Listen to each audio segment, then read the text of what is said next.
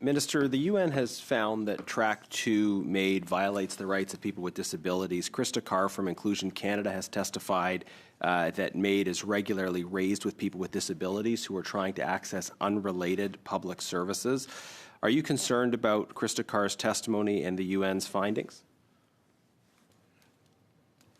I'm sorry, can you repeat that? I thought we were out of time, Mr. Chair. I was here for 2 hours, yeah. Okay, I wonder if you can start my time again, Chair. The UN has found that Track 2 MAiD violates the rights of people with disabilities. Krista Carr from Inclusion Canada has testified that MAiD is regularly raised with people with disabilities who are accessing unrelated public services. Inclusion Canada hears complaints about this on a weekly basis, according to their testimony before the Finance Committee. Are you concerned about Krista Carr's testimony and the UN's findings in this regard?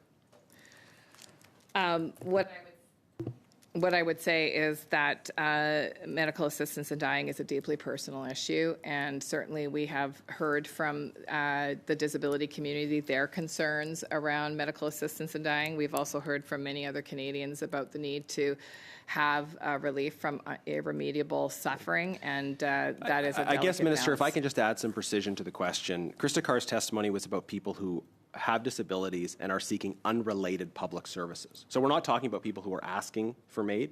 We're talking about people seeking unrelated public services who are having MAiD proposed to them, offered to them. And I wonder if you think that's acceptable. So, Mr. Chair, my job as Minister of Jobs and Families is to make sure that people with disabilities have every opportunity to participate in society that people without disabilities have. So I'm responsible for the Accessibilities Act. I'm responsible for the Opportunities Fund. But Minister, again, if I can just clarify, the issue we're talking about is people coming seeking other public services. So people interacting with government who have disabilities. And there have been reports repeatedly raised by Inclusion Canada and other stakeholders about people trying to access those services. And you, as the person who's supposed to be a champion for Canadians with disabilities around the cabinet table, I think should be seized with this. I mean, do you think it's a problem that people trying to access unrelated public services are having people representing government in positions of authority repeatedly offering them something they're not looking for in this regard? Is that a problem?